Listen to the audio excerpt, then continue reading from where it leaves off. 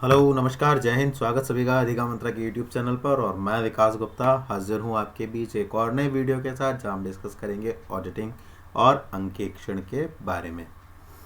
Last जो हमने discuss किया था वो वाउचिंग किया था, जहाँ पर हमने बातें की थी कि किस तरह से वाउचिंग की जाती है, वाउचर्स क्या होते हैं, वाउचिंग क्यों की जाती है और उसका हमारी जो अकाउंटिंग है उसमें क्या महत्व है। तो ये सारी चीज़ें हम लोगों ने कल डिस्कस करी थी। अब वाउचिंग की तो जाती है, लेकिन उसको करता कौन है? ऑडिटर करता है, माने जो अंकेक्षण करता है वो उसको करता है, माने ऑडिटर करता है। ऑडिटर कौन होता है? ऑडिटिंग क्यों की जाती है, क्या उसके एडवांटेज हैं, क्या उसके ऑब्जेक्टिव्स हैं, क्या टाइप्स हैं, कितने प्रकार की ऑडिटिंग की जाती है, कौन कौन सी फॉर्म्स ऑडिट, किन फॉर्म्स के लिए ऑडिट करना ज़रूरी होता है, और क्या लिमिटेशंस हैं, क्या प्रोसेस है। जितनी भी सारी चीज़ें हैं आज हम डिस्कस करने वाले हैं। वीडियो एक है लेकिन इसमें मसाला बहुत सारा है। मसाला क्यों कहा मैंने? क्योंकि यहाँ से आपको बहुत सारी चीज़ें सीखने को मिलने वाली हैं, बस आपको ज़रूरत है ध्यान से समझने की। तो बने रहिए और देखिए कि किस तरह से चीज़ों को समझा जाता है और किस तरह से चीज़ें काम करती हैं। देखिए, आप ये जो चीज़ें हैं ये थोड़ा सा मैंने मॉडिफाई किया है। मॉडिफाई इन द सेंस कि जो एक डेप्थ में जा रही थी चीज़ें, डेप्थ में भी जाएंगी चीज़ें, उसी डेप्थ में उसी लेवल पर जाने वाली हैं। लेकिन जो एक पूरा कॉन्सेप्ट था उसको मैंने इसमें थोड़ा सा एक्सपेरिमेंट किया, वो मैं देखना, उसके बाद मेरे को फीडबैक भी देना कि वो एक्सपेरिमेंट कैसा लगा। ठीक है, तो फिर उसके बाद बातें करेंगे। तो फटाफट से जुड़ जाइए और जितने भी लोग हैं उनके साथ वीडियो को शेयर कर दीजिए ताकि वो लोग भी जुड़ जाएं, जितने भी आपके फ्रेंड्स हैं, कलीग्स हैं, स्टूडेंट्स हैं, है ना। और नहीं है तो भी शेयर कर दो ज़्यादा से ज़्यादा लोगों के साथ, है ना। चलिए शुरू करते हैं अपना आज का टॉपिक। जो बच्चे नए हैं उनके लिए एक छोटी सी इन्फॉर्मेशन, जो पुराने भाई, सॉरी टू से दिस, लेकिन आप लोग बोर हो गए होंगे, ऐसा हो सकता है, लेकिन जो बच्चे नए जुड़ते हैं उनको बताना ज़रूरी होता है। तो जो भी बच्चे नए आए हैं वो एक बार पीछे की क्लासेस को देख लें, वहाँ पर फाइनेंशियल अकाउंटिंग का सारा कॉन्सेप्ट मैंने डाला हुआ है। ये वाला एक आखिरी टॉपिक है फाइनेंशियल अकाउंटिंग का, और आपका जो फाइनेंशियल अकाउंटिंग का सिलेबस है किसी भी लेवल पर वो लगभग समाप्त हो जाएगा। ये बेसिक ऐसे टॉपिक्स हैं जो लगभग आपको हर एग्जाम्स में मिलते ही मिलते हैं। इसके बाद जो हम जर्नी शुरू करेंगे वो बिजनेस स्टडीज़ के साथ करेंगे। बिजनेस स्टडीज़ के हम टॉपिक वाइज जो है कॉन्सेप्ट डिस्कस करने वाले हैं। तो इसके लिए भी फटाफट से वीडियो को शेयर कर देना, लोगों को बता दो कि बिजनेस स्टडीज़ पढ़नी है तो अधिका मंत्रा पर आ जाए, है ना। बढ़िया तरीके से पढ़ेंगे, चीज़ों को समझते हुए पढ़ेंगे, है ना। ये एक बात है। तो आप फटाफट से जितने भी नए बच्चे जुड़ रहे हैं पीछे से वीडियोस को भी देखना शुरू करिए, डेली वीडियो ली दीजिए और एक वीडियो पीछे का देखिए और अपने नोट्स प्रिपेयर करना शुरू कीजिए। ट्रस्ट मी, बहुत सारे ऐसे बच्चे हैं जिन्होंने ये कहा है कि सर हमें बहुत ज़्यादा हेल्प मिलती है एग्ज़ाम्स टाइम में जब हम आपके बनाए हुए जो नोट्स हैं उन्हें हमने खुद से बनाए हैं और जब हम उनसे रिवीजन करते हैं तो इसीलिए नोट्स खुद से बनाइए, हेल्प मेरी लीजिए। चलिए शुरू करते हैं अपना आज का टॉपिक, जिसका नाम है ऑडिटिंग, जिसको हिंदी में कहा जाता है अंकेक्षण। तो अंकेक्षण का मतलब क्या होता है? देखिए, ऑडिटिंग जो है एक लैटिन वर्ड से लिया गया है, जिसका जो वर्ड है वो है ऑडियरे। क्या है? ऑडियरे। इसका मतलब क्या होता है? ऑडियो का मत देखिए, ऑडियो, इसको आप इस तरह से ध्यान रखिए। ऑडियो मतलब ऑडियो, ऑडियो का मतलब क्या होता है? सुनना। ऑडियो, है ना, कान पे ईयरफोन लगा करके हम ऑडियो में सुनते हैं ना। एक होता है ऑडियो, एक होता है वीडियो। ऑडियो जो होता है आवाज़, आवाज़ माने सुनना, वीडियो देखना, है ना। तो ऑडियो, ऑडियो रे, है ना, सुनना। तो पहले क्या होता था ना, मतलब ये मेसोपोटामिया वगैरह जो सभ्यताएं रही हैं बहुत पहले, पुर्तगाल वगैरह जो हुआ करते थे, उस समय की बातें हैं ये, कई हजार साल पहले की बातें हैं। तो उस वक्त क्या होता था, उस वक्त जो अकाउंट्स होते थे, माने बुक कीपिंग, अच्छा ऑडिटिंग का जो इतिहास है, इसकी जो हिस्ट्री है वो इतनी पुरानी है जितनी अकाउंटिंग की हिस्ट्री है। तो ये लगभग लगभग समान ही है। तो पहले जो अकाउंट्स होते थे उन्हें सुना जाता था, अब जब उन्हें सुना जाता था तो इसलिए उसका नाम ऑडियो रे रख दिया। लेकिन समय के साथ परिवर्तन आने शुरू हुए, जैसे जैसे परिवर्तन आए तो वो जो फाइनेंशियल स्टेटमेंट्स होते थे उनको सुनने की जगह पर लिखना प्रारंभ कर दिया। उनके जो एविडेंस थे उन्हें उठा करके रखा जाने लगा। लोग थोड़े से ज़्यादा चतुर हो गए, जब वो ज़्यादा चतुर हो गए तो वो हेरा फेरी करने लगे। जब वो हेरा फेरी करने लगे तो जो सामने वाली पार्टी है वो उनसे उनके जो है रिकॉर्ड मांगने लगी कि भाई दिखाओ इसका क्या रिकॉर्ड है, दिखाओ भाई ये कैसे हुआ। तो कंपनी को उसके वाउचर्स भी प्रिपेयर करने शुरू करने पड़े। तो एक समय ऐसा आया जब ये लगभग लगभग सभी के लिए आवश्यक हो गया। तो जो ऑडिटिंग होती है ना वो एक तरह से यूनिफॉर्म होते हैं। यूनिफॉर्म क्यों कह रहा हूँ, क्योंकि जो हमारे अकाउंटिंग प्रिंसिपल्स हैं उनमें यूनिफॉर्मिटी होती है, रूल्स हमारे यूनिफॉर्म होते हैं अकाउंटिंग के। तो जो ऑडिटिंग है वो कहीं ना कहीं यूनिफॉर्म होती है कि जैसे मैं भारत में रहने वाला व्यक्ति हूँ और मैं भारत के किसी कंपनी की अपनी कंपनी का नाम ले लेते हैं, जैसे सपोज करो अधिगम मंत्रा है ना। मैं अपने फाइनेंशियल स्टेटमेंट्स किसी एक कंपनी के साथ क्या कर रहा हूँ, मैच कर रहा हूँ, वो XYZ कोई भी कंपनी हो सकती है। तो अब मेरी कंपनी का एक ऑडिटर है और एक इस कंपनी का ऑडिटर है, तो इस कंपनी के स्टेटमेंट्स को एनालाइज मैं करूंगा, इसके स्टेटमेंट्स को एनालाइज ये करेंगे। तो कहीं ना कहीं एक ये चीज़ है कि जब इनमें यूनिफॉर्मिटी होगी तभी इनको इजीली कंपेयर एनालाइज वगैरह किया जा सकेगा, वरना नहीं किया जा सकेगा। With you agree with this और नॉट एग्री? तो ऑडियोरे, एक तो इसकी उत्पत्ति जो हुई वो लैटिन वर्ड से हुई जिसका नाम ऑडियोरे है। ऑडियोरे का मतलब होता है सुनना। भारत में 1913 माने कंपनीज एक्ट 1930 में इसको क्या कर दिया गया, मैंडेटरी कर दिया गया। मतलब सभी कंपनीज के लिए मैंडेटरी कर दिया गया अपनी बुक्स ऑफ अकाउंट्स को ऑडिट करना। बुक्स ऑफ अकाउंट्स ऑडिट कौन कर सकता है? जो सर्टिफाइड चार्टेड अकाउंटेंट है। सर्टिफाइड चार्टेड अकाउंटेंट कौन होता है? जिसने ICAI में क्या किया है, ICAI से अपना चार्टेड अकाउंटेंसी कंप्लीट किया है। अच्छा, इनका सर जो ऑडिटिंग है वो क्यों की जाती है? क्योंकि हमने सुना है कि कंपनी क्या करती है, कंपनी का अपना एक पूरा मैनेजमेंट होता है, पूरी उसकी एक कमेटी होती है जिसमें बहुत सारे जो लोग हैं वो काम करते हैं और ये लोग एक एक ट्रांजैक्शन को कई कई बार चेक करते हैं, जिसको इंटरनल चेक या इंटरनल कंट्रोल भी कहा जाता है। तो इसका मतलब है गलती होने की तो संभावना है ही नहीं। तो फिर भी ऑडिटिंग क्यों की जाती है? एक ऐसा व्यक्ति क्यों चुना जाता है जो ऑडिटिंग करे? ताकि देखिए, हमें एक इंडिपेंडेंट पर्सन की राय चाहिए होती है, ये हम आगे पढ़ेंगे। इंडिपेंडेंट व्यक्ति की क्या चाहिए होती है? राय चाहिए होती है कि वो हमारी कंपनी के बुक्स ऑफ अकाउंट्स देख करके क्या समझता है, क्या सोचता है, उसके क्या विचार हैं। तो इसलिए जो ऑडिटर होता है ना, ऑडिटर ऑडिट तो करता है लेकिन वो उन्हें कभी भी रेक्टिफाई नहीं करता। वो उस पर क्या देता है? अपनी राय देता है, अपना कमेंट देता है कि भाई आपके बुक्स ऑफ अकाउंट्स को एनालाइज करके, उनको ऑडिट करके मेरा ये व्यू आया है कंपनी को लेकर के, कंपनी के अकाउंट्स को लेकर के। उससे बहुत सारी जो चीज़ें हैं ना वो समझ में आती हैं कंपनी को, मैनेजमेंट को, गवर्नमेंट को, टैक्स अथॉरिटीज़ को, रिसर्चर्स को। वो क्या चीज़ें हैं वो भी हम आगे पढ़ने वाले हैं। तो बहरहाल अभी दो चीज़ें हैं, बहुत सारी चीज़ें हैं इसके अंदर, आराम से पढ़ेंगे। तो अभी दो चीज़ें हमने पढ़ी हैं, एक तो लैटिन वर्ड से इसकी उत्पत्ति हुई है और उसका मतलब होता है हियर, मैंने सुनना। एक तो ये बात हो गई। दूसरी बात हमने जो पढ़ी है वो क्या करी है, कंपनीज एक्ट 1913 में इसको मैंडेटरी कर दिया गया। तीसरी बात हमने क्या पढ़ी है? तीसरी बात हमने यहाँ पर ये पढ़ी है कि इसका जो काम होता था, माने पहले वो एरर्स को डिडक्ट करना होता था कि कहीं कोई एरर और फ्रॉड तो नहीं हो रहा है। लेकिन अभी आज की डेट में हमारा जो ऑडिटिंग का जो मेन पर्पस है वो ये देखना है कि वो ट्रू एंड फेयर है या नहीं है। ठीक है, उन्हें सही से बनाया गया है या नहीं बनाया गया। कहने का मतलब वही है कि कहीं इनमें किसी तरह का कोई फ्रॉड तो नहीं है, कहीं मैनिपुलेशन तो नहीं हो रहा है, कहीं कोई एंट्री रिकॉर्ड तो नहीं होने से तो नहीं रह गई है, या कोई कहीं ऐसी एंट्री तो नहीं है जिसका वाउचर अवेलेबल नहीं है, या ऐसा तो नहीं है कि किसी और की संपत्ति को दिखा दिया या अपनी संपत्ति किसी और के नाम। बहुत सारे रीजंस हो सकते हैं, है ना। तो कुल मिलाकर के हमारे जो बुक्स ऑफ अकाउंट्स हैं वो ट्रू एंड फेयर हैं या नहीं है, इस ही बात को जो है ऑडिटिंग के माध्यम से पता किया जाता है। ये तीन बातें समझ में आ गई। इन शॉर्ट छोटा सा लेकर के चल रहे हैं, पता नहीं दिख रहा होगा कि नहीं दिख रहा होगा, मैं छोटा कर देता हूँ, शायद आपको ये दिख नहीं रहा है। 1 मिनट देना ज़रा, 1 2 दिख रहा है? क्लियर है भाई? मेरे ख्याल से तो क्लियर होना चाहिए, है ना? अब दिख रहा होगा, बिल्कुल पूरा पेज आ गया।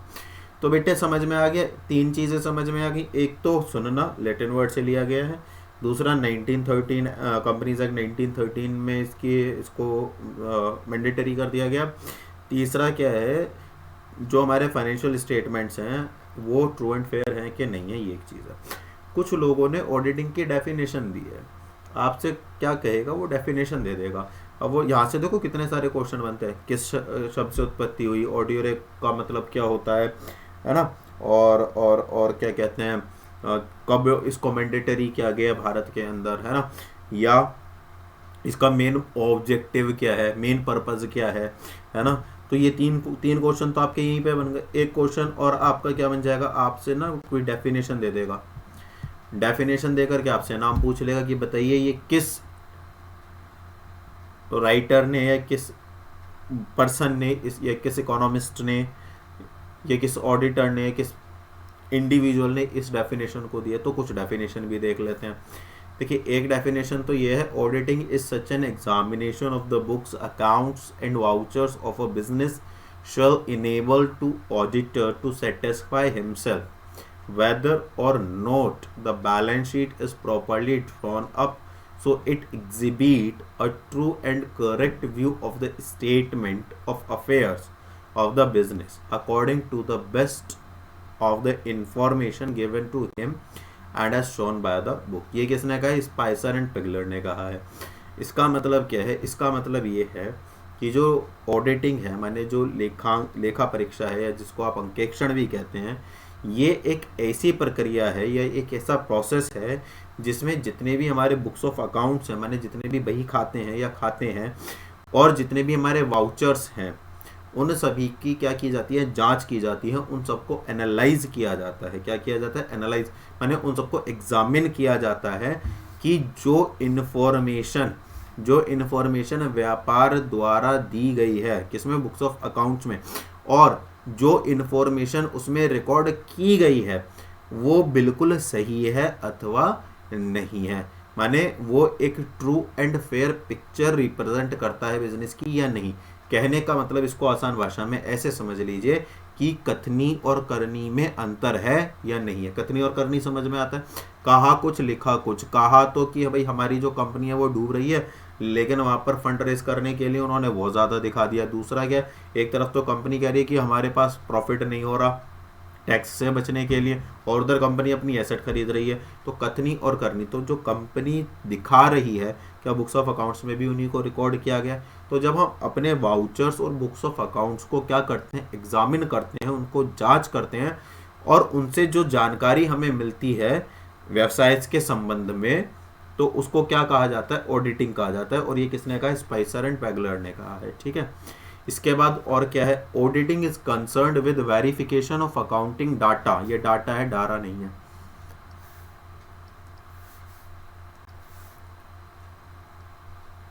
Data with determining the accuracy and reliability. देखिए यहाँ पर दो वर्ड आ गए, एक तो एक्यूरेसी, क्या? एक्यूरेसी, और एक क्या आ गया? रिलायबिलिटी। रिलायबिलिटी माने जिस पर आप विश्वास कर सके, एक्यूरेसी माने जो बिल्कुल सही है। एक्यूरेसी माने जो बिल्कुल सही है, मतलब एक ऐसी जानकारी जो आपको या मेरी फर्म है, जैसे AM है, अधिगम मंत्रा, है ना, मेरे बुक्स ऑफ अकाउंट्स हैं। क्या है? मेरे बुक्स ऑफ अकाउंट्स हैं। ठीक है, ये बुक्स ऑफ अकाउंट्स हैं मेरे। तो जो बुक्स ऑफ अकाउंट्स हैं इनमें कुछ इन्फॉर्मेशंस लिखी हुई होंगी, सूचनाएं होंगी। अब वो सूचनाएं जो होंगी रिलायबल होनी चाहिए। कैसी होनी चाहिए? रिलायबल। लेकिन रिलायबल कब होंगी? जब वो एक्यूरेट होंगी। भाई जब वो एक्यूरेट होंगी, सही होंगी, तभी तो उनको पर विश्वास किया जा सकेगा। एक ऐसा व्यक्ति, एक ऐसी फर्म जो अपने डाटा में कभी भी हेरफेर नहीं करती है, उसे ही तो आप रिलायबल कहेंगे।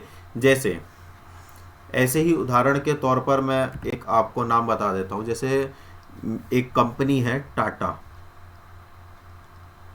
सभी ने नाम सुना होगा। ये मेरी ऑल टाइम फेवरेट कंपनी है। क्या है, ये मेरी ऑल टाइम फेवरेट कंपनी है। और मैं तो ये भी कहता हूँ कि टाटा का मतलब क्या है, ट्रस्ट। टाटा का मतलब ही क्या है, ट्रस्ट।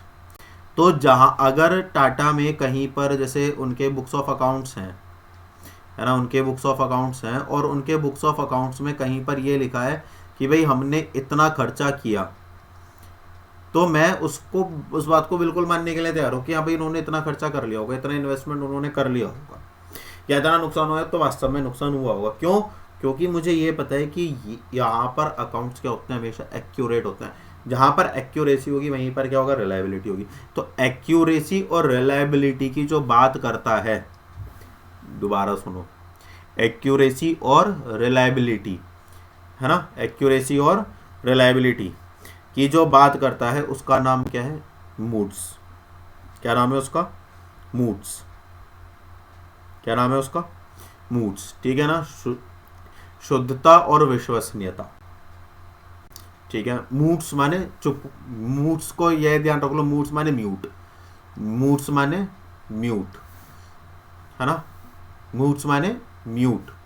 म्यूट का मतलब क्या होता है, चुप हो जाना। जहां पर अकाउंट्स एक्यूरेट होंगे, शुद्ध होंगे, रिलायबल विश्वसनीय होंगे, तो वहां पर आपको बोलने का कोई मैटर ही नहीं, चुप हो जाओगे ऑटोमेटिकली। याद करने की ट्रिक है, कैसे भी याद कर लो। कई बच्चे ऐसे होते हैं जिनको याद नहीं होती है definitions. Auditing is the examination of the books and records of a business in order to ascertain, verify and report up on the fact regarding the financial operation and the business therefore on। ये किसने कहा है, ये मुंट गोमरे ने कहा है, mount Gomre, sorry, mount Gomre. तो लेखा जो ऑडिटिंग है, माने जो अंकेक्षण है, वो किसी भी बुक ऑफ अकाउंट्स की क्या है, जांच करना है ना। क्यों जांच करना है, ताकि हम जो भी बुक्स ऑफ अकाउंट्स हैं उनको क्या कर सकें, वेरीफाई कर सकें और उनको रिपोर्ट कर सकें, माने उनको उनके परिणाम जान सकें और उनको लिख सकें, उनके तथ्यों के बारे में हम उनका पता लगा सकें। जैसे लेखा परीक्षा एक व्यवसाय की पुस्तकों और रिकॉर्ड की जांच है ताकि वित्तीय संचालन और परिणामों के बारे में तथ्यों का पता लगाया जा सके, सत्यापित किया जा सके और रिपोर्ट की जा सके। माने जहां पर सत्यापन की बात होगी और उन्हें रिपोर्ट करने की बात होगी, तो वो किसने कहा है, माउंट गोमरे ने कहा है। किसने कहा है, माउंट गोमरे ने कहा है। जहां पर एक्यूरेसी और रिलायबिलिटी की बात होगी, वो किसने कहा है, मूड्स ने कहा है। और इससे पहले जो था वो था examination of books, accounts and vouchers, वो स्पाइसर एंड पेगलर ने कहा है। क्लियर है ये वाली बात। इसके बाद हम बात करते हैं फीचर्स ऑफ ऑडिटिंग, कि ऑडिटिंग के कौन कौन से फीचर्स हैं, माने क्या विशेषताएं हैं, है ना, क्या विशेषताएं हैं, है ना, विशेषताएं क्या हैं। देखिए, एक तो ऑडिटिंग ना कोई एक दिन का खेल नहीं है, पहले तो ये समझो। ऑडिटिंग एक प्रक्रिया है, एक प्रोसेस है। आगे हम पढ़ेंगे इस प्रोसेस को। ऑडिटिंग क्या है, एक प्रोसेस है, उसमें बहुत सारे स्टेप्स होते हैं जिन्हें कंप्लीट करना होता है। ठीक है, उन स्टेप्स करने के बाद जो ऑडिटर होता है, माने जो अंकेक्षण करता होता है, वो अपना एक कमेंट देता है, रिव्यू देता है कि भाई ये यहाँ पर ये चीज़ें हैं, ऐसे ऐसे है ना। तब जाकर के वो कमेंट बनता है, वो रिव्यू बनता है ना। जैसे आप इसको इस तरह से समझो कि मेरे पास एक ना मान लो मेरे पास पेन टैब है जिससे ये काम चल रहा है। ठीक है, उस पेन टैब को क्या हुआ, मैंने पहले लिया, अनबॉक्स किया, यूज़ किया, समझा, फीचर्स देखे, फिर तब जाकर के मैंने कंपनी का, मेरे पास कॉल आया कि सर आपको हमारा प्रोडक्ट कैसा लगा। तो फिर मैंने उसके बाद उस पर रिव्यू दिए कि सर मुझे ये चीज़ें लग रही हैं, क्या मुझे ये चीज़ें यहाँ पर लग रही हैं। उन्होंने उसको फिर देखा। तो ऑडिटिंग का मतलब क्या होता है कि जो इन्फॉर्मेशन आपके पास है, जो वाउचर्स आपके पास हैं, जो बुक्स ऑफ अकाउंट्स आपके पास हैं, उनको पूरी तरह से वेरीफाई करना, चेक करना, एग्जामिन करना, एनालाइज करना और उनको क्रॉस चेक करना, और जो आपका इंटरनल आपकी जो कंट्रोल है उसको ध्यान में रखते हुए काम करना।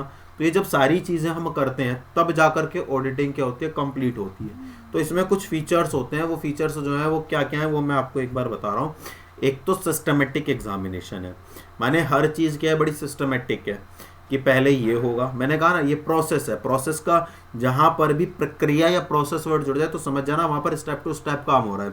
और अगर कहीं किसी भी जगह पर स्टेप टू स्टेप काम होता है तो एक चीज़ ध्यान में रखना कि वहाँ पर काम बड़ा सिस्टमेटिक हो रहा है ना। जैसे सबसे पहले ऑडिट एक उदाहरण के तौर पर मान लेते हैं कि जो ऑडिटर है सबसे पहले उसने वाउचर्स मंगाए, उसने कंपनी का मेमोरेंडम ऑफ एसोसिएशन, पार्षद सीमा नियम जिसको हम बोलते हैं, मेमोरेंडम आर्टिकल ऑफ एसोसिएशन पार्षद अंतर नियम जिसको बोलते हैं, माने जो मेन डॉक्यूमेंट हैं कंपनी के उन्हें मंगाए, स्टडी करा, समझा, वाउचर्स मंगाए, बुक्स ऑफ अकाउंट्स मंगाए, एंट्री चेक करी कि वाउचर अवेलेबल है कि नहीं है, वाउचर्स चेक करे कि हर एंट्री का वाउचर अवेलेबल है कि नहीं है तो वो वाउचर्स प्रिपेयर करवाए, लिख लिया, कंपनी ने वाउचर प्रिपेयर कर दिया। फिर उसके बाद उसने देखा कि भाई आगे की चीज़ें जो पोस्टिंग है वो सही हो रही है कि नहीं हो रही है, कहीं पर कोई ड्रॉबैक तो नहीं आ रहा है ना।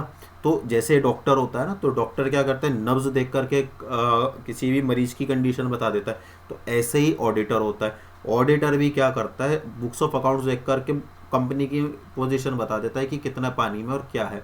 तो इसी को कहा जाता है सिस्टमेटिक एग्जामिनेशन, यानी हर चीज़ का एक सिस्टमेटिक एग्जामिनेशन करना और उस पर अपनी रिपोर्ट तैयार करना। क्लियर हो गया। दूसरी बात क्या है, अरिथमेटिकल एक्यूरेसी, जैसे इंटरेस्ट ऑन लोन है, इंटरेस्ट ऑन कैपिटल है, डिविडेंड है, क्या इनकी कैलकुलेशन सही की गई है कि नहीं की गई है। जैसे वाउचिंग में हमने पढ़ा था ना, देखो अगर आपने वाउचिंग वाला वीडियो नहीं देखा है ना तो आप चीज़ें बहुत सारी रिलेट नहीं कर पाने क्यों क्योंकि वाउचिंग के बाद ही ऑडिटिंग होती है ना, वाउचिंग के बाद ही ऑडिटिंग होती है, तो वो देखना ज़रूरी है। तो आप एक बार उसे ज़रूर देख लेना, नहीं देखा है तो पहले उसे देख लो, मैंने वीडियो के लास्ट में हालांकि उसको अटैच कर दिया है ना।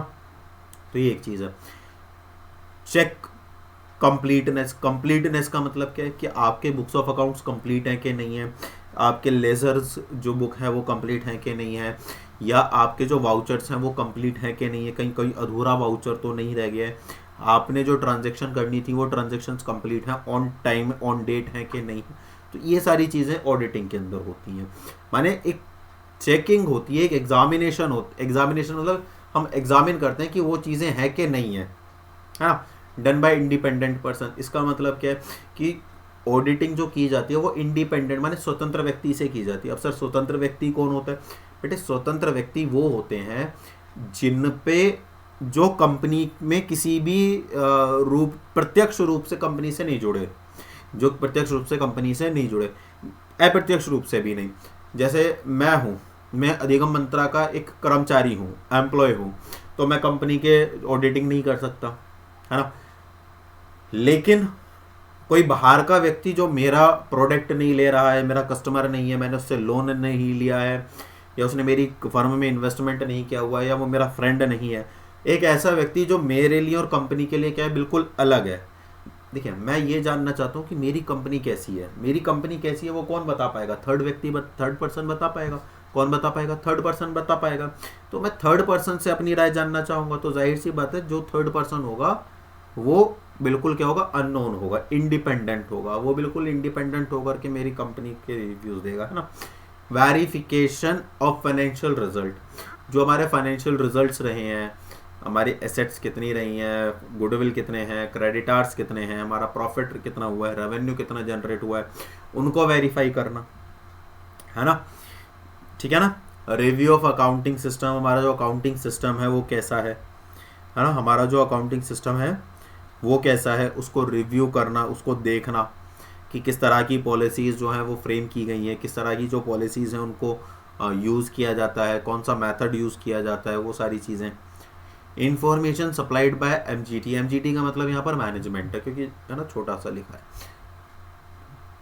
Sorry, information supplied by management.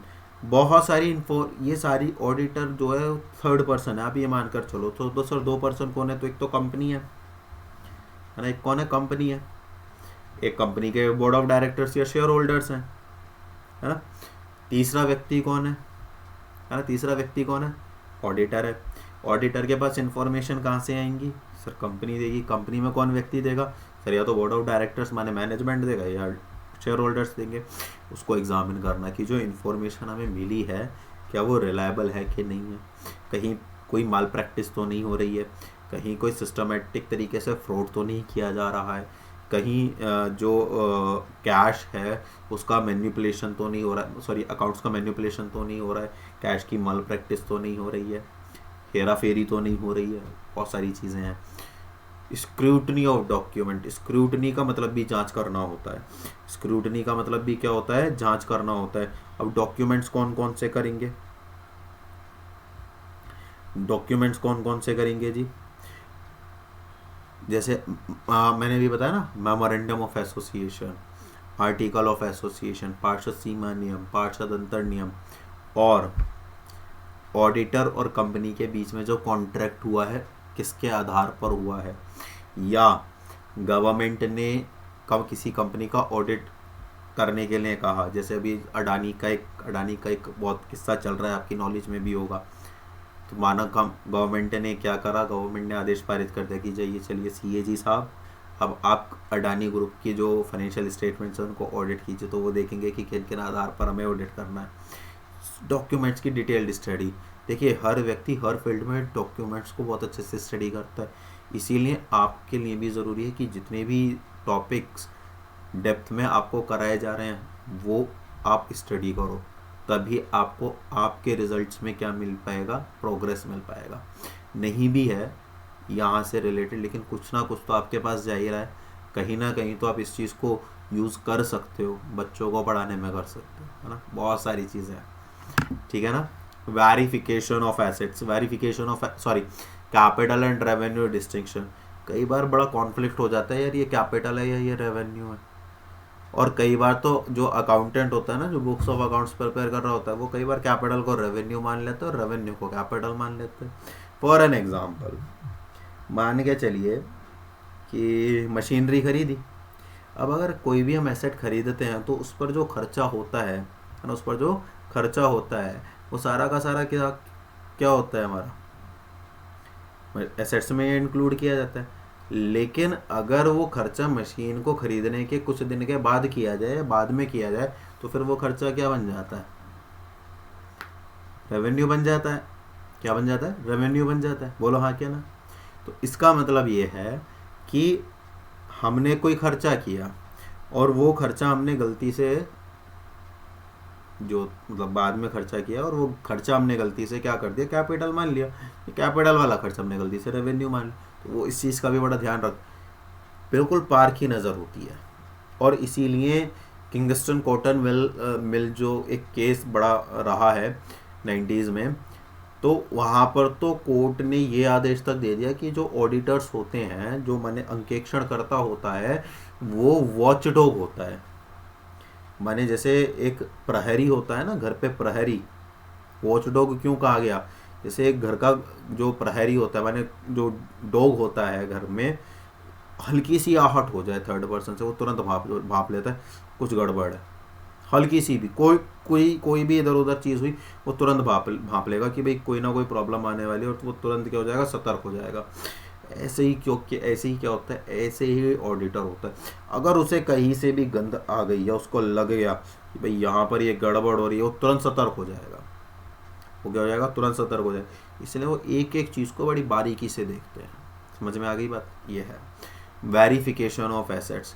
देखिए एसेट्स का वेरिफिकेशन होना बड़ा ज़रूरी है। कई बार क्या होता है, फर्म फ्रॉड कर देती हैं, एसेट्स को कम दिखा देंगी। विंडो ड्रेसिंग पढ़ा है ना आपने, विंडो ड्रेसिंग, वो वाली कहानी होती है। विंडो ड्रेसिंग मैंने पीछे कई बार एक्सप्लेन किया है। वो करना मतलब अपने अकाउंट्स के साथ मैनिपुलेशन करना शुरू कर देंगी, एसेट्स को कम दिखा देंगी या एसेट्स को ज़्यादा बढ़ा हुआ दिखा देंगी। तो उनको वेरीफाई करता है, एक एक एसेट्स को वेरीफाई करता है। अच्छा ये लिया, इसका बिल कहाँ है, वाउचर कहाँ है, बेचा तो उसके प्रॉफिट। अरे सपोज करो कोई मशीन थी, उस मशीन को बेच करके प्रॉफिट हुआ, भाई साहब ऑडिटर ये भी पूछ लेता है कि बताओ इस प्रॉफिट का क्या किया, है ना। तो ये बड़े बेनिफिट्स हैं, ये फीचर्स हैं किसके, ऑडिटिंग के, है ना। रिपोर्टिंग, ऑडिटर का जब अपना प्रोसेस कंप्लीट हो जाता है, वो रिव्यू वगैरह दे देता है, तो एक रिपोर्ट उसको तैयार करनी होती है, एक फाइल उसको तैयार करनी होती है, और उस फाइल में वो सारी चीज़ें रखता है। तो वो जो फाइल होती है वो हैंड ओवर करनी होती है उसे। अब वो हैंड ओवर किसी भी व्यक्ति को नहीं कर सकता, माने फाइनेंशियल मैनेजर को तो बिल्कुल नहीं करेगा ना, वो दो ही लोगों को करेगा, या तो शेयर होल्डर्स को देगा। अच्छा, शेयर होल्डर्स नहीं है तो शेयर होल्डर की जगह पर कौन बैठता है? बोर्ड ऑफ डायरेक्टर्स बैठते हैं, तो वो बोर्ड ऑफ डायरेक्टर्स को देगा। तो केवल और केवल रिपोर्टिंग किसको होगी? या तो बोर्ड ऑफ डायरेक्टर्स को होगी और शेयर होल्डर्स को होगी। यहाँ से सीधा क्वेश्चन बनता है, यहाँ से सीधा क्वेश्चन बनता है। क्लियर है? अब देखो, रिलेशनशिप बिटवीन थ्री पार्टीज, मैं आपसे पहले से ही कहता रहा हूँ, तीन पार्टी होती है। कौन कौन सी पार्टीज हैं वो मैं बता देता हूँ। ऑडिटर हो गया एक, तो कंपनी हो गई, और एक कंपनी का मैनेजमेंट या बोर्ड ऑफ डायरेक्टर्स या जो शेयर होल्डर्स हैं वो। तो सर कंपनी और कंपनी के शेयर होल्डर्स अलग अलग हैं? हाँ बिल्कुल अलग अलग हैं, बिजनेस एंटिटी के कॉन्सेप्ट के अनुसार। याद आ गया? ये इसके फीचर्स हैं। बोलो, बात क्लियर हो गई? ठीक है, देखो इसके बाद ऑब्जेक्टिव क्या? दो ऑब्जेक्टिव हैं। कई बार यहाँ से बहुत क्वेश्चन बनते हैं, कई बार नहीं, यहाँ से तो बहुत क्वेश्चन बने हैं। एक क्वेश्चन तो बने ही बना है यहाँ से। ऑब्जेक्टिव क्या है? दो ऑब्जेक्टिव होते हैं। कौन कौन से सर? प्राइमरी और सेकेंडरी। प्राइमरी में क्या होता है? एफिशिएंसी और एक्यूरेसी।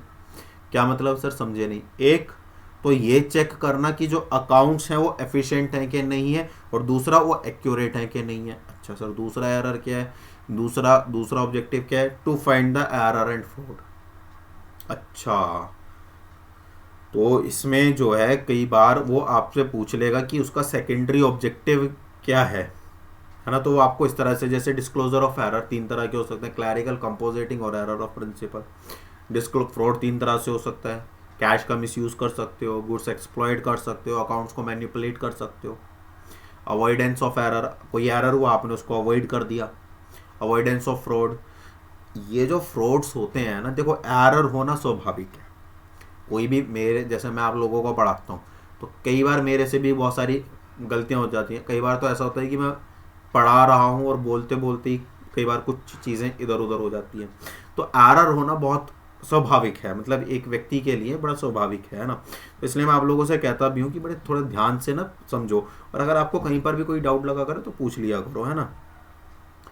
तो एरर्स होना स्वाभाविक, लेकिन फ्रॉड होना स्वाभाविक नहीं है।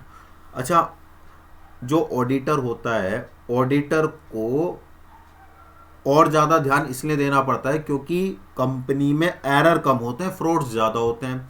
और फ्रॉड्स कभी भी जो है मतलब एक कोइंसिडेंटली नहीं होते हैं, वो प्लान्ड होते हैं, सिस्टमैटिक होते हैं। उन्हें पता है कि फ्रॉड करना है, कहाँ का पैसा कहाँ पे एडजस्ट करना है, कितना एडजस्ट करना है, कैसे एडजस्ट करना है। वो एक चीज़ है। जैसे सपोज करो, मान के चलो दो व्यक्ति हैं, राम और रामा। ये दो अलग अलग व्यक्ति हैं। एक कौन है? एक है राम और एक है रामा। राम से पैसा आना था, आ गया, लेकिन हमने उसको राम में ना रिकॉर्ड करके रामा के अकाउंट में रिकॉर्ड कर दिया। या हमें पेमेंट कर, रामा हमारा आदमी है, हमें पेमेंट करना था राम को, मैंने राम को पेमेंट नहीं करा, मैंने रामा को पेमेंट कर दिया और दिखा किसके अकाउंट में दिया? राम के अकाउंट में दिखा दिया। बड़े सिस्टमेटिक होते हैं, माने पता ही ना चले, है ना। हालांकि तो फिर भी पता चल गया, राम रामा में अंतर होता है, लेकिन वो इतने सिस्टमेटिक होते हैं कि वो पता नहीं चलते। ऐसा कहा जाता है, पता तो मुझे भी नहीं कि कैसे होते हैं, है ना। तो वो एक चीज़ है, ठीक है, ये एक चीज़ है, ये देख लेना। इसके बाद आता है एडवांटेजेस। कुछ तो फायदे होंगे ही। तो एक तो ऑनर को सेटिस्फेक्शन मिलता है। ऑनर माने share holder. Sir share holder को क्यों सेटिस्फेक्शन मिलेगा? बताता हूँ। बोर्ड ऑफ डायरेक्टर्स कभी भी कंपनी में फुल टाइम पे नहीं रहते, आएंगे, समझेंगे, देखेंगे, बाकी तो उनकी जो कमेटीज होती है, टीम्स होती हैं, वो सारा काम देखती हैं। वो केवल और केवल जो आपका मेन चीज़ें होती हैं उन पर ज़्यादा फोकस्ड वो रहते हैं, है ना। तो जब ऑडिटिंग कराते हैं हम लोग, तो उससे ये पता चलता है कि हमारे जो एम्प्लॉयज़ हैं वो कितने रिलायबल हैं, वो कितना एफर्टलेस काम कर रहे हैं, वो कितना जेन्युइन है, वो कंपनी के बारे में क्या थिंकिंग रखते हैं, इनमें से कौन व्यक्ति फ्रॉड कर रहा है। बहुत सारी चीज़ें हमें पता चलती है। इंटरनल क्या चल रहा है ऑर्गेनाइजेशन के अंदर, इसलिए भी कंपनी जो है ऑडिटिंग कराती है। तो इसका सबसे बड़ा एडवांटेज तो यही है कि ऑनर्स को सेटिस्फेक्शन मिलता है। दूसरा क्या है? दूसरा एडवांटेज ये है कि आपको फ्रॉड और एरर के बारे में पता चल जाता है कि भाई कहाँ पर कौन सा फ्रॉड और एरर हो रहा है। तीसरा क्या है, किसी थर्ड पर्सन से आपको आपकी कंपनी की, भाई आप कंपनी के एम्प्लॉय से पूछो कि कंपनी कैसी है, तो आपका आपके सामने आपका एम्प्लॉय कह देगा सर कंपनी अच्छी नहीं है। उसको डर खौफ नहीं है उसकी आंखों में कि अगर मैंने ये कह दिया कि सर कंपनी अच्छा काम नहीं कर रही है तो बॉस लात मार करके बाहर भगा देगा, भाग गया। जिस कंपनी में खा रहे हो, जिस कंपनी का खा रहे हो, उसी को गंदा बता रहे हो। एक जेन्युइन ओपिनियन मिल पाएगा क्या? नहीं मिल पाएगा। कोई एम्प्लॉयज अपनी कंपनी को कोई मालिक अपनी कंपनी को, तुम बाजार जाओ सड़े हुए चावल की दुकान पे, जो सड़े हुए चावल बेचता है, उससे पूछो भैया चावल कैसे दिए हैं, कि 15 रुपये किलो। कैसे हैं चावल? चावल बहुत बढ़िया है, ये वो वाला चावल नहीं है जो बाकी लोगों के मिलता है। आप खा करके देखो, बना करके देखो, मज़ा ना आ जाए तो पैसे वापस। समझ में आ रहा है? तो क्या कोई व्यक्ति अपने माल को कभी खराब बताता है? खराब कौन बताता है? थर्ड पर्सन बताता है, जो उसको यूज़ कर रहा है। बात समझ में आ गई? इंडिपेंडेंट ओपिनियन, ये इसका एडवांटेज है। सेफ गार्डिंग फाइनेंशियल इंटरेस्ट, बहुत सारे ऐसे लोग हैं जिनका फाइनेंशियल इंटरेस्ट होता है।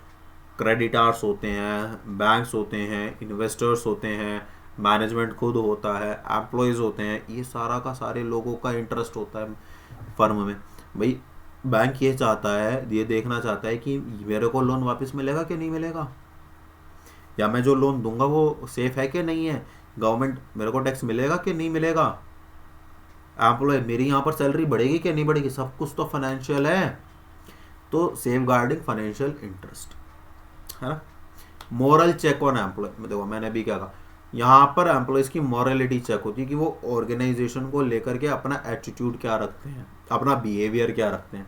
नेगोशिएटिंग लोन्स, आपको लोन्स लेने आपको आसानी हो जाएगी। जितने आपके एक्यूरेट रिलायबल अकाउंट्स होंगे उतना ही ज़्यादा आप लोन प्रेफर कर पाएंगे। अगर आपके अकाउंट्स में डिस्प्यूट होगा तो वहाँ पर दिक्कत होनी शुरू हो जाएगी। क्लियर ये वाली बात? इसके बाद आता है statement of trade disputes, settlement of trade dispute. कई बार दो ऑर्गेनाइजेशंस और दो फर्म्स के बीच में, क्लाइंट्स और फर्म के बीच में डिस्प्यूट हो जाता है। अब प्रयास किया उसको दूर करने का, नहीं हुआ, फिर प्रयास किया, नहीं हुआ, लेकिन जब ऑडिटिंग की बात आई तो वो जो रीज़न था उस डिस्प्यूट का वो पकड़ में आ गया, वो रिजॉल्व हो गया। अब जब वो रिजॉल्व हो गया तो कंपनी की गलती निकली, तो कंपनी चुपचाप चली गई साहब के पास कि साहब ये चीज़ें हैं, ऑडिटिंग कराया तो ये पता चला, तो मैं तो पहले ही कह रहा था कि साहब गलती हो गई, माफ़ी चाहते हैं, माफ़ कर दो। कोई बात नहीं साहब, व्यापार में तो ये सब होते ही रहता है, हमारा भी पिछली बार एक बार ऐसा हो गया था, आपका तो कुछ भी नहीं, हमारा तो इतना करोड़ का चेक अटक गया था, अब बताइए क्या करें। जनरल है, हो जाते हैं डिस्प्यूट, लेकिन उनका सेटलमेंट किसके कारण होता है? ऑडिटिंग के कारण होता है। तो ये एक कारण है, ये भी एक एडवांटेज है, फ़ायदा है।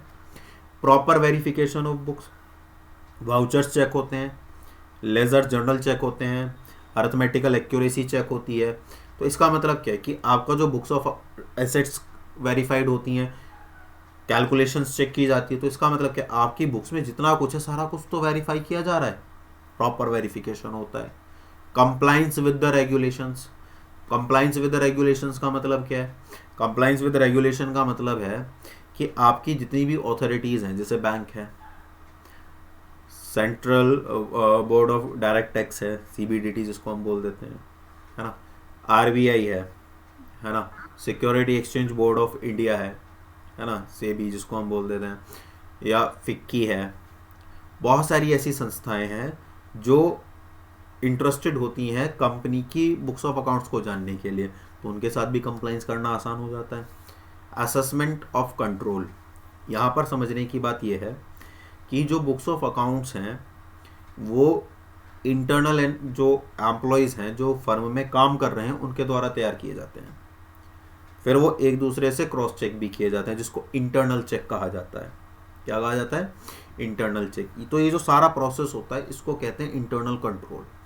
तो जब हम ऑडिटिंग करते हैं तो इससे हमें ये आउटपुट निकल करके आता है कि जो इंटरनली काम चल रहा है वो कितना स्ट्रांग है, उसमें कितनी स्ट्रेंथ है और कितना वो वीक है।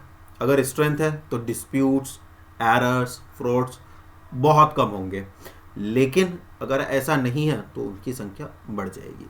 ये भी एक चीज़ है। इसके बाद आता है सेटलमेंट ऑफ अकाउंट। जो हमारे कई बार अकाउंट्स होते हैं जो अनसेटल्ड रहते हैं, ऑडिटिंग के बाद उनको सेटल कर दिया जाता है। गवर्नमेंट को हेल्प करते हैं, गवर्नमेंट असिस्टेंस होती है, जैसे अडानी वाला भी मैंने बताया है ना। तो ये एक चीज़ है, तो ये कुछ एडवांटेजेस हैं। इसके बाद आते हैं लिमिटेशंस। अकाउंटिंग के लिमिटेशंस हैं अपने, इसके भी हैं, जैसे एग्जामिनेशन ऑन प्रिपेयर्ड अकाउंट्स। आप जो अकाउंट्स का एग्जामिनेशन कर रहे हो वो पहले से ही जो अकाउंट्स प्रिपेयर्ड है उनका कर रहे हो। इसका मतलब ये है कि जैसे मैंने भी आपको बताया कि अगर कोई फ्रॉड हुआ है तो वो इतना सिस्टमेटिक हुआ है कि आप उसको फाइंड नहीं कर सकते। आप समझ रहे हो?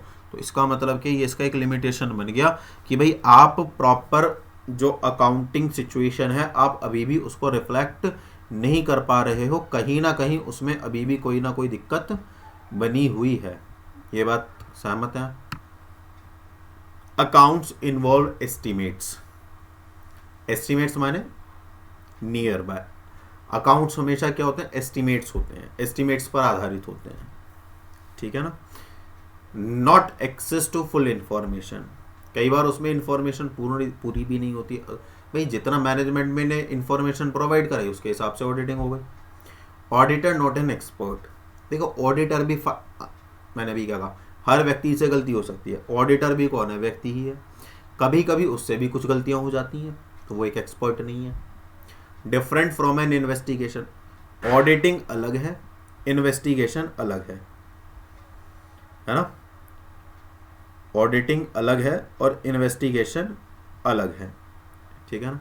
इन्वेस्टिगेशन में होता है कि आप किसी चीज़ को ढूंढ रहे हो, इन्वेस्टिगेट करना, कि भाई आपने बुक्स ऑफ अकाउंट्स बनाए हुए हैं और मैं उसमें कुछ चीज़ ढूंढ रहा हूँ स्पेसिफिकली।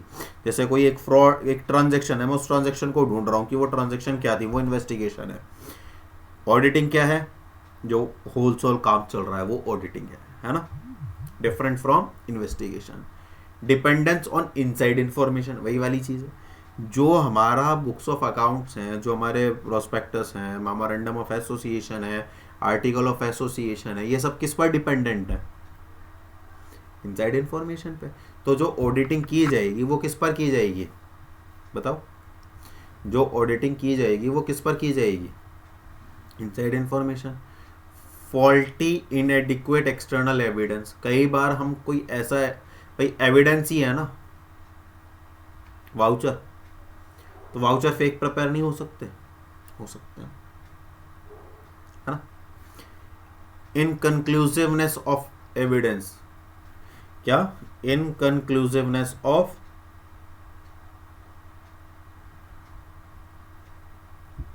इनकंक्लूसिवनेस ऑफ एविडेंस मतलब जो अनिश्चय हैं। अनिश्चय मतलब जिन पर आप डिसीजन नहीं ले सकते कि वो सही है या नहीं है। जैसे सपोज करो कोई एंट्री है, अब एंट्री तो है लेकिन उसका वाउचर नहीं है, तो ऐसे में एक प्रावधान है, माने एक प्रोविजन है कि आप क्या कर सकते हो, आप एक वाउचर प्रिपेयर कर सकते हो और उस पर जो कंसर्न्ड आपका अधिकारी है, ऑफिसर है, उसके साइन करा दो। लेकिन आप ये जज नहीं कर सकते कि ये वास्तव में हुआ है कि नहीं हो। अब एविडेंस भी है, उसका साइन भी हो रहे हैं और ट्रांजैक्शन भी अवेलेबल है, तो आप कुछ नहीं कर सकते। फ्रॉड जो किए जाते हैं वो बड़े माइंड से किए जाते हैं। Exercise of judgement. Exercise of judgement का मतलब क्या? ऑडिटर जो होता है वो अपनी जजमेंट देता है कि भाई ऐसे कमेंट रिव्यू, तो कई बार वो ऐसे रिव्यू दे देता है कि फर्म को समस्या हो जाती है ना। जैसे अभी हिंडनबर्ग की रिपोर्ट आई तो अडानी ग्रुप को समस्या हो गई, जजमेंट ही तो है उसका। अब चाहे वो सही है नहीं है वो एक अलग विषय है। तो अगर ऑडिटर ने भी उसकी जो रिपोर्ट है अगर उनको गलत बता दिया तो सोचो क्या हाल होगा। समझ गए? लिमिटेड टाइम, इसका ये टाइम बाउंडेड होती है। क्या होती है? ये टाइम बाउंडेड होती है, तो उतने समय में आपको ये सारा का सारा काम पूरा करना ही करना है। अब आप समझो इसको समझने में इतना समय लग रहा है, इसका अपना पूरा एक्ट है, आर्टिकल्स है, उन सबके मेमोरेंडम ऑफ एसोसिएशन है, आर्टिकल ऑफ एसोसिएशन है, कॉन्ट्रैक्ट है जो कंपनी और ऑडिटर के बीच में हुआ है, लीगल फॉर्मेलिटीज़ हैं, बहुत सारी चीज़ें होती हैं जिनको ध्यान में रखते हुए ऑडिटिंग की जाती है। तो it is a time taking process but the auditor has a limited time. लेकिन ऑडिटर के पास लिमिटेड टाइम होता है, ये देखिए किंगस्टन कॉटन मिल्क कंपनी का 1986 का है, जिसमें निर्णय ये दिया गया कि ऑडिटर एक वॉच डॉग है, ब्लड हाउंड नहीं है। वो एक कुत्ते की तरह मालिक के बारे में सोचता है, वो कोई शिकारी नहीं है कि वो खा जाएगा। वो केवल सोचेगा, जैसे क्या होता है कि जैसे आप कोई गए गेट पर गए तो अचानक से वो क्या हो जाता है, जो डॉग्स होते हैं वहाँ के, वो क्या हो जाते हैं, वो एकदम सतर्क हो जाते हैं और वो आपको डराने का प्रयास करने लगेंगे। इसका मतलब ये नहीं कि वो आपके पास आएंगे, कई बार जैसे आप आते भी हो तो आपके पास आएंगे, आपके ऊपर चढ़ने लगेंगे, है ना, और लेकिन आपको वो काटेंगे नहीं। वो आपको, ऐसी जो ऑडिटर्स होते हैं वो कमेंट करते हैं, रिव्यू देते हैं। इसका मतलब ये नहीं है कि वो उस पर पेन चला देंगे, कुछ ये कर देंगे वो कर देंगे। वो उनका काम है रिव्यू देना, कमेंट करना कि भाई हमने आपके अकाउंट्स को देखा, एनालाइज किया, एग्जामिन किया और हमें ये लगा। इसलिए जो कोर्ट था, कोर्ट ने ऑडिटर्स को वॉचडॉग कहा, ना कि ब्लड हाउंड कहा। ये बड़ा प्यारा क्वेश्चन है और कई बार ये एग्जाम्स में देखा गया है। ठीक है, ये जो है यहाँ पर टाइप्स ऑफ ऑडिट है, 3 तरह के होते हैं ऑडिट, ऑर्गेनाइजेशन, फंक्शन और अप्रोच के बेसिस पर। ज़्यादातर ऑर्गेनाइजेशन ही आता है, लेकिन बाकी भी हम डिस्कस करेंगे। दो तरह के होते हैं, एक होता है स्टेचुअरी और एक होता है वॉलेंटरी। वॉलेंटरी माने ऐच्छिक, स्टेचुअरी माने कानूनी रूप से आवश्यक। तो जितनी भी गवर्नमेंट है और ज्वाइंट स्टॉक कंपनी है, नॉन गवर्नमेंट में सीधा सीधा कह रहा हूँ, joint stock companies, not for profit organisations और कोई भी सिविल कंपनी, इन सबका ऑडिट होना आवश्यक है।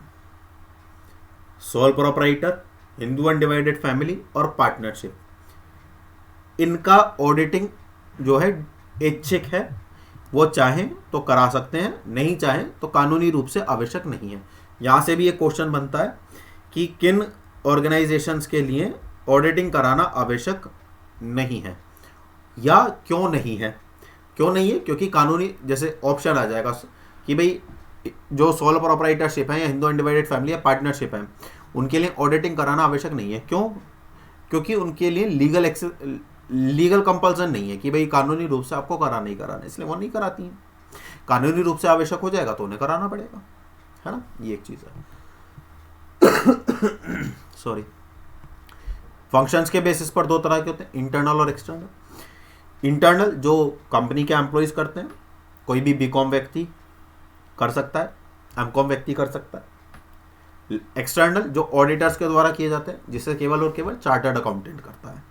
यहाँ से भी एक क्वेश्चन बनते हैं। अप्रोचेस के बेसिस पर टाइम बेस्ड होते हैं, जो हर साल होते हैं। स्कोप के बेसिस पर होते हैं और ऑब्जेक्टिव के बेसिस पर होते हैं। टाइम के बेसिस पर एक तो कॉन्टिन्यूस होता है, जैसे बैंकिंग है, फाइनेंशियल कंपनीज हैं या इंश्योरेंस कंपनीज हैं। ऐसी कंपनी लगातार अपना ऑडिट कराती है, क्योंकि यहाँ पर कैश को लेकर के ज़्यादा एक क्या कह सकते हैं, मैनिपुलेशन होने के चांसेस ज़्यादा रहते हैं। इंटरिम होता है, इंटरिम हर ऑर्गेनाइजेशन कराती है। पैरियोडिकल होता है, हर 3 महीने में हमने अकाउंट्स ऑडिट करा लिया। ठीक। एक होता है स्कोप, कंप्लीट और पार्शियल, मैंने मुझे कोई स्पेसिफिक चीज़ ही ऑडिट करानी है कि साहब आप क्या कीजिए, आप केवल और केवल ये जो एरिया है, मैंने जो जनवरी से लेकर के हम 31 मार्च तक का पीरियड गया, आप इसका क्या एक ऑडिट मार लीजिए, मुझे यहाँ पर कुछ गड़बड़ लग रही है। इससे पहले का बिल्कुल एक्यूरेट है, तो वो पार्शियल हो गया। कंप्लीट माने जो पूरी साल का है। ऑब्जेक्टिव माने केवल बैलेंस शीट, ओकेशनल या स्टैंडर्ड, ये इस तरह के हैं। क्लियर है? इसमें ऐसा कुछ खास नहीं है, बहुत बेसिक क्वेश्चन है, वो मैंने आपको बता दिया है। इसके बाद आता है प्रोसेस। तो प्रोसेस में क्या है जी, सबसे पहले लेटर ऑफ अंडरस्टैंडिंग, जो कंपनी के द्वारा किसको मिला है, ऑडिटर को मिला है। फिर वो मीटिंग करेगा ऑडिटर, फिर जितनी भी एडिट क्वेरीज है और उनके फीडबैक हैं उनको लेगा, फिर वो मीटिंग से बाहर आ जाएगा। फिर मैनेजमेंट से एक लेटर मिलेगा, जब लेटर मिलेगा तो ऑडिटर क्या करेगा, एक रिपोर्ट ड्राफ्ट करेगा। जब वो रिपोर्ट ड्राफ्ट करेगा फिर उसको एग्जामिन करने के बाद एक फाइनल रिपोर्ट देगा, और जो फाइनल रिपोर्ट होगा वो किसको सबमिट की जाती है, बोर्ड ऑफ डायरेक्टर और शेयर होल्डर्स को। ठीक है, सिंपल सा प्रोसेस है। अंडरस्टैंडिंग का लेटर मिला, मीटिंग शुरू हुई, मीटिंग में क्वेरीज और फीडबैक हुए, मीटिंग छोड़ी, मैनेजमेंट को लेटर मिला, उन्होंने एक ड्राफ्ट लिया, उसको मतलब रिपोर्ट्स को ड्राफ्ट किया अच्छे से, और एक फाइनल रिपोर्ट के रूप में किसको दे दी, बोर्ड ऑफ डायरेक्टर्स और ऑडिटर्स को दे दी। सिंपल। डॉक्यूमेंट्स क्या क्या चाहिए, एक तो procedures applied, evidence obtained, response of management, और उसके बाद कंक्लूजन जो रिपोर्ट में कहा गया है। क्या प्रोसीजर्स है, मतलब क्या प्रोसीजर अप्लाइड होगा, जैसे आर्टिकल ऑफ एसोसिएशन और मेमोरेंडम ऑफ एसोसिएशन में वो क्लियरली डिफाइंड होता है। उसके बाद वो वाउचर्स को एग्जामिन करते हैं, एविडेंस ऑब्टेन करते हैं कि भाई ले आओ वाउचर्स वगैरह ले आओ, जितनी भी आपकी चीज़ें हैं। फिर वो क्या करते हैं, वो रिस्पॉन्स ऑफ मैनेजमेंट, वो मैनेजमेंट का रिस्पॉन्स देखते हैं कि भाई क्या मैनेजमेंट रिस्पॉन्स कर रहा है, उन्हें कॉपरेट कर रहा है कि नहीं कर रहा है, उनके काम में किसी भी तरह की कोई रुकावट तो नहीं डाल रहा है, या उन्हें मैनिपुलेशन करने के लिए प्रवोक तो नहीं कर रहा है, या उनके काम में बाधा किसी भी तरह से, पॉजिटिव या नेगेटिव कोई भी अप्रोच हो सकती है।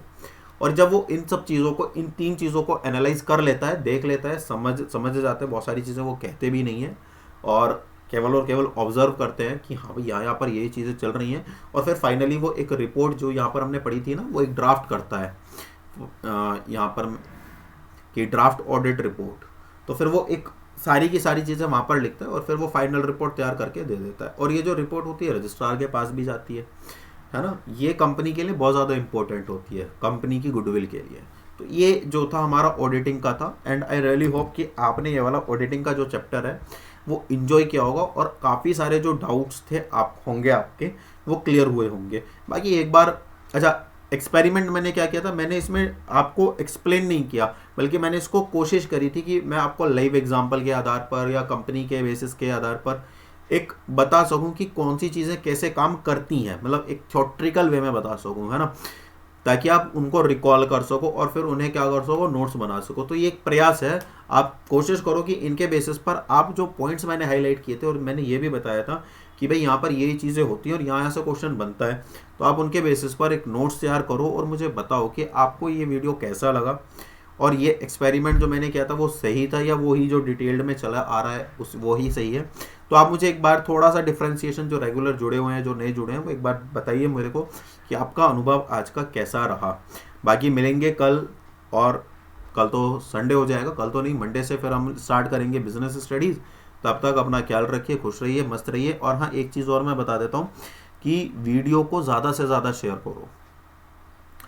टॉपिक्स ऐसे इंटरेस्टिंग हैं और सिलेबस सारा कराया जाएगा, तो ये अब आपकी रिस्पॉन्सिबिलिटी है। मतलब अगर वास्तव में आप लोगों को लग रहा है ना कि बेनिफिट मिल रहा है, तो आप ज़रूर शेयर करो वीडियोस को। दूसरा क्या है, जिन बच्चों को अगर क्वेरी होगी कि भाई कॉस्ट अकाउंटिंग भी होता है, मैनेजमेंट अकाउंटिंग भी होता है, टैक्स अकाउंटिंग भी होता है ना, तो सर ये सब कब होगा, हो जाएगा। लेकिन अभी हमारा फाइनेंशियल अकाउंटिंग जो था वो मेन टारगेट पे था, वो हमने कर लिया है। अब इसके बाद हम बिजनेस स्टडीज़ के जो टॉपिक्स हैं उनको करेंगे, फिर इकोनॉमिक्स हम लेंगे, उसके बाद हम उसको करेंगे सब कुछ, बेफिक्र आप रहिए। कॉमर्स का पूरा कोर्स मैं यूट्यूब पर डाल दूंगा, आप चाहे सब्सक्राइब करो मत करो। अगर आपको लगता है कि नहीं सर वास्तव में मेहनत कर रहे हैं, जेन्युइनली मेरी मेहनत है, ये आपको भी पता चल जाता है। अगर आपको लग रहा है कि जेन्युइनली मेहनत हो रही है हमारे साथ, हमारे लिए काम हो रहा है, तो आप डेफिनेटली शेयर कर दोगे, वरना तो कोई बात नहीं है ना। बाकी एंजॉय करो, मस्त रहो, खुश रहो। कोई भी डाउट, क्वेरी, प्रॉब्लम, समस्या कुछ भी है, कमेंट कर दो, मेल डाल दो, कोई टेंशन नहीं है, रिस्पॉन्स मिल जाएगा। बाकी जितने भी लोग हैं जो मुझे सपोर्ट कर रहे हैं, आप सभी का बहुत सारा थैंक यू, क्योंकि आज चैनल जहाँ पर भी है, जिस भी स्तर पर पहुँच रहा है, आगे धीरे धीरे ग्रो कर रहा है, कछुए की रफ्तार से ही सही ग्रो कर रहा है, लेकिन उसमें आप सबका बड़ा महत्व है। तो आप सबका दिल से बहुत बहुत आभार, धन्यवाद, साधुवाद, बहुत बहुत धन्यवाद आपका। और इसी तरह से अपना प्यार बनाए रखिए। चैनल हमेशा आपके साथ था, है और हमेशा रहेगा, ठीक है। कुछ भी हो जाए, अधिगम मंत्रा आपका साथ नहीं छोड़ने वाला है। वो बात एक अलग है कि आप भी अधिगम मंत्रा का साथ नहीं छोड़ेंगे, सरकारी नौकरी लेने के बाद भी नहीं, ठीक है। मिलेंगे मंडे आपसे नई वीडियो के साथ, नए कॉन्सेप्ट्स के साथ और नए सब्जेक्ट के साथ। तब तक खुश रहिए, मस्त रहिए। जय हिंद।